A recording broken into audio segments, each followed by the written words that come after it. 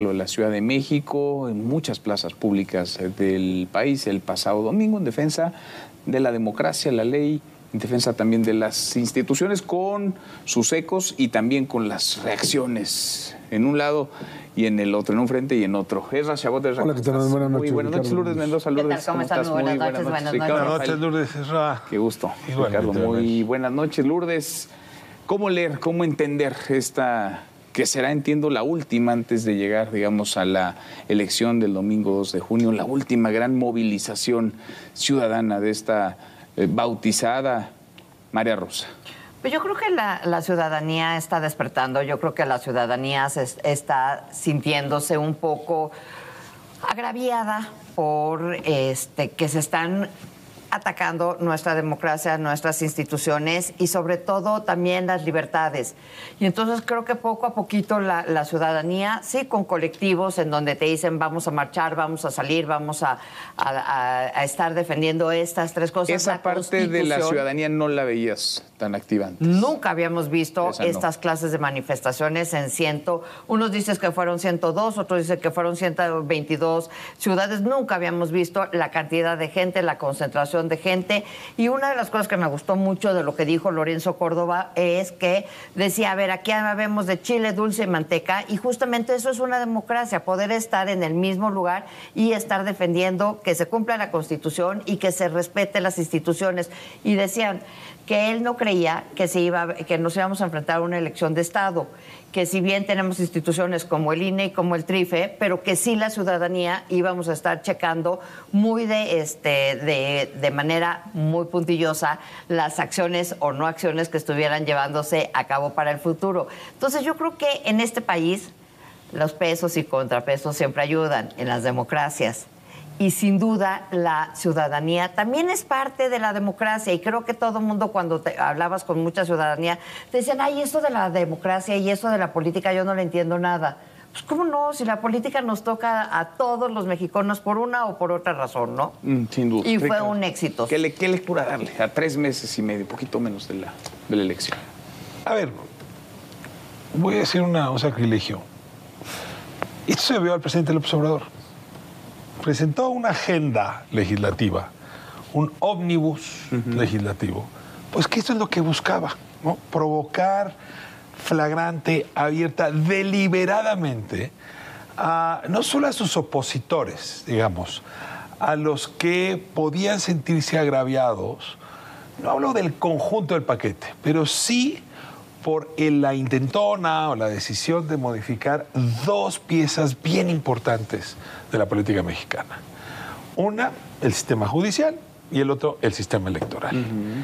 Y bueno, creo que a estas alturas el debate está siendo cada vez más interesante, pero lo puso muy bien Lorenzo Córdoba, hay que plantearlo en el discurso del domingo. La idea de llevar a voto a las personas que integran estas 2 instituciones, lo que provocaría en caso de prosperar, es que una mayoría momentánea, así la llamó él, y es impecable la frase, una mayoría momentánea se hiciera del control permanente de la justicia y de las elecciones. Y en ese sentido creo que el argumento es bastante poderoso para decir, no, lo demás luego lo discutimos, pero estos 2 temas no pueden pasar. Que son, digamos, el piso. Ese es el basamento. Y pues sí, lo dice bien Lourdes, hay una enorme cantidad de personas en México muy conscientes, no de su conservadurismo, ni siquiera me atrevería a decir de su anti-López Obradorismo, del patrimonio institucional que no podemos tocar. Por eso creo que fue tan numeroso y fue tan exitoso, hay que decirlo. Ahora, si el presidente lo provocó y ocurrió, pues hombre, no va a dejar pasar ahora la respuesta. Y entonces lo vemos, en efecto, construyendo el escenario electoral, pues cachando la pelota del otro lado. Digamos, esta historia, esta narración estaba bastante cantada. Así la tenía calculada. Pues está galvanizando a los suyos y galvanizando a los opositores. ¿Cómo lo ves eso? A ver, Manuel, yo creo que se trata aquí básicamente de 2 concepciones sobre lo que es la democracia. Y creo que esta es parte del debate que finalmente se armó. Por un lado, esta idea construida durante el nacionalismo revolucionario priista, en donde la mayoría, en ese entonces el PRI, pues, era la fuerza legítima y todo lo que había alrededor eran partes que no eran legítimos, que no podían acceder al poder porque no eran legítimos. El Partido de Acción Nacional eran los místicos del voto, sí, los otros eran los comunistas que iban a destruir. No había nada. Y se hablaba, se decía, México es un país democrático, hay elecciones, hay partidos políticos, etc. Bueno, viene un proceso de transición democrática, no vamos a detenernos ahí, pero que crea precisamente lo que decía Ricardo Lourdes, instituciones como el propio IFE, el sistema electoral, los plurinominales como posibilidad real de representación de minorías, y finalmente el hecho de que pues, la sociedad pudiese participar y no fuese solamente un actor pasivo. Y para el discurso oficial de la Cuarta Transformación o de López Obrador, esta es una veta ilegítima. O sea, la acusación que viene desde el gobierno es que esto fue una simulación, que es en realidad traicionaron los principios de esa democracia de la que hablábamos, de la democracia priista, llamémosle así, y lo que hicieron fue entregarle a los particulares, y hablando de particulares, a los dueños del dinero, el control del poder político. Y entonces se trata de una lucha en donde no estás hablando de partes que se reconocen mutuamente como válidas, sino de una parte que dice abiertamente, tú no puedes ser parte de esto. El presidente, vamos a ver, les llama corruptos y que no importa. Se beneficiaron de parte del discurso de cínicos, les dice a quienes parte del discurso de Córdoba era, y me parece importante, decía, en la Constitución cabemos todos, en la democracia cabemos todos. O sea, no se trata de excluir a Morena, ni el proyecto, a muchos les parece que es válido, pero aquí parecería ser que se trata ahora sí que de un proyecto suma cero con problemas bastante serios para poder seguir manteniendo un equilibrio de poderes. Dicen que en la política las formas importan. Y eso es un hecho. ¿Qué no me gustó? No me gustó nuevamente que el presidente, porque esto, el asta bandera tiene que ver con Palacio Nacional, hayan quitado nuevamente la bandera de todos los mexicanos. Las manifestaciones, no importa quién las hagan, creo que, es algo que no tenías por qué estar rebatiendo si nos dejaban o no nos dejaban la bandera en el asta bandera. La bandera de Palacio Nacional se veía ¿cómo se llama? Enredada. ¿Y sabes cuál bandera se veía espectacularmente ondeante? La de la Suprema Corte de Justicia. Cosas que como reportera, cuando uno va, además de que va a la manifestación, te empiezas a fijar, y me llamó muchísimo la atención. Esa una. Dos, que nuevamente están jugando desde el gobierno de la Ciudad de México, Martí Batres, en donde nos fue cercando. Y entonces para accesar a Palacio, para poder accesar al Zócalo, pues había muchas, ¿cómo se llaman? Vallas, y entonces te dejaban pasar como en conos, ¿no? Te iban metiendo, haciendo como un cono. Si hubiera habido una estampida, ¿cómo sales? Y fue de las primeras cosas que me llamó la atención, y además nos cuadricularon el Zócalo. O sea, si tú entrabas por 20 de noviembre, no podías pasar hacia donde estaba la catedral, y si tú habías entrado por estas calles de Madero y querías accesar o salir hacia por 20 de noviembre, no lo podías hacer. Eso lo hizo el gobierno de la Ciudad de México. ¿O quién más? No fueron los organizadores. No, eso fue de ellos. Ellos, de hecho, no querían que se fuera llenando el Zócalo, y estaban haciendo como ahora siempre estamos viendo lo han la hecho. Imagen, tú estuviste ahí, Lourdes, pues no cabía nadie. No cabía nadie, pero costó muchísimo, y déjate tú eso, era muy peligroso.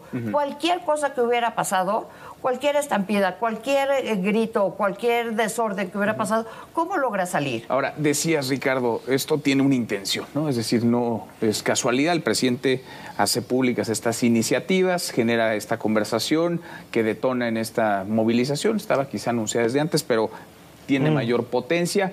¿De esto se va a tratar el proceso electoral? ¿De esto se va a tratar la campaña que arranca el 1 de marzo? A ver, es un hecho que el presidente López Obrador no va a estar en la boleta.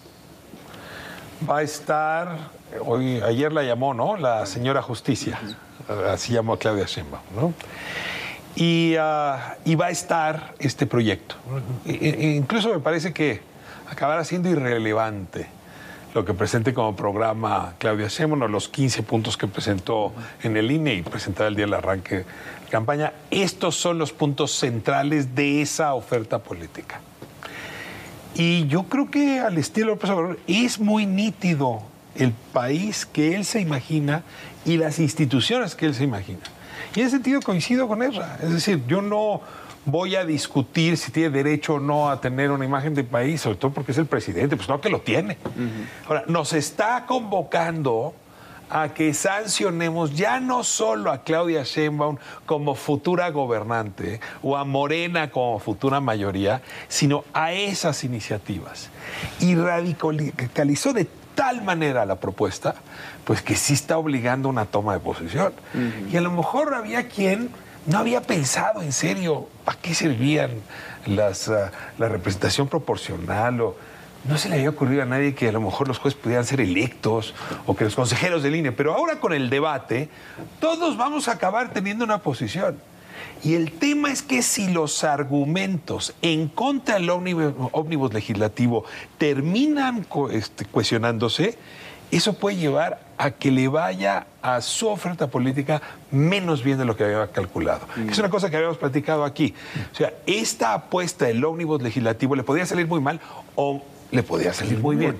Yo creo que lo que vi el domingo es que la moneda sigue en el aire, pero es cada vez más posible que le salga mal, porque mucha más gente va diciendo, mira, va muy bien López Obrador, pero acotado. Yo no quisiera un futuro sin López Obrador y gobierne quien gobierne sin acotamientos. Y eso es realmente lo que va a acabar decidiéndose el 2 de junio. Ahora, yo creo que un punto importante de lo que se planteaba aquí es el hecho de que finalmente se trató del arranque de la campaña de Xóchitl. O sea, ¿ese fue el arranque? Ese es el arranque. ¿Esos son los que acompañan o los que arrastran ella a Xóchitl? aparece y dice, esa es la parte que Xóchitl quiere. Tiene a los partidos atrás, que le hacen más daño que apoyo, pero tiene esto que se vio, y que Xóchitl todo el tiempo dice, ahí estaba esta gente, porque finalmente ese es el proyecto. O sea, finalmente sobre esto está construyendo.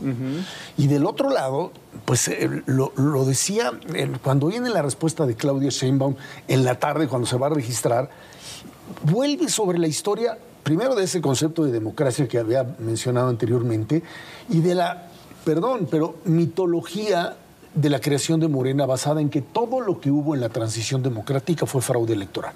O sea, desde el 2000, que llegó López Obrador a la jefatura de gobierno, Fox llega a la presidencia. Desde el 97, ¿no?